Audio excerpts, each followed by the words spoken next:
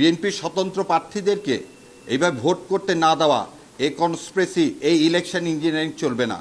এই election engineering করে আর যাই হোক বিএনপি লাভবান হবে না। উনি বিএনপি করেন, বিএনপি স্বতন্ত্র প্রার্থী। এই বিএনপি স্বতন্ত্র প্রার্থী, তাকে কোনোভাবে ভোটে দাঁড়াতে দিবেন না। কি আসছে জানেন তার বিরুদ্ধে অভিযোগ? এই ভদ্র মহিলা উনি স্বাক্ষর করছেন আর ওখানে লিখে দিচ্ছেন যে উনি স্বাক্ষর করেননি। এই দেখেন, এর পাতা দেখাচ্ছি আমি। 1500 নম্বরে এই ভদ্র মহিলা, এদিকে আসেন, এই ভদ্র মহিলা স্বাক্ষর করেনি, দেখেন স্বাক্ষর করছে।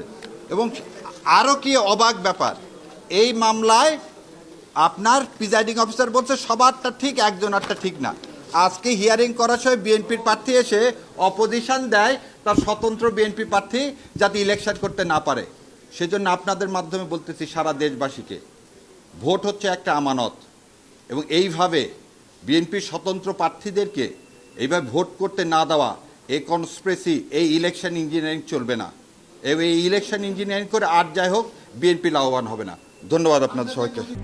RICL TMX, যুগের পর যুগ স্থাপনা থাকে মজবুত। এই যে দেখালাম, এই মেয়র নির্বাচন আমার প্রতিপক্ষের বিরুদ্ধে এই দেখেন, ওনার মার্কা কি? জগ। আর নিচে কি নৌকা আছে? উনি জগ মার্কা নিয়ে জয়লাভ করছেন। 2009 সালে উনি ছিলেন ভাইস চেয়ারম্যান, বিএনপির পদপ্রার্থী। তাহলে আপনি এই লোকটাকে যে মগ নিয়ে জিতলো নৌকার বিপক্ষে, আমি বলে দিচ্ছি আপনাদেরকে, নওগাঁ সদর পৌরসভায় সনি এবারে নির্বাচন বিএনপির মনোনীত ক্যান্ডিডেট, সেও তো মেয়র নির্বাচন হয়েছে। তাহলে সে আওয়ামী লীগ? অ্যাডমিটেডলি যার বাবা 2 বার 91-96 সালে বিএনপি থেকে নির্বাচিত এমপি, উনি 3বার চেয়ারম্যান এবং পৌরসভা চেয়ারম্যান হয়েছেন এই ফ্যাসিস্ট আমলেও, তাকে আপনি আওয়ামী লীগ লেভেলাইজ করতেছেন কেন? দেখেন সে ভোটে ভোটে যদি সে জিতবে, না জিতলে জিতবে না। এত ভয় কিসের? লোককে দেন, লোক ঠিক করুক, ভোট ইঞ্জিনিয়ারিং করেন না। ধন্যবাদ। আসসালামু আলাইকুম।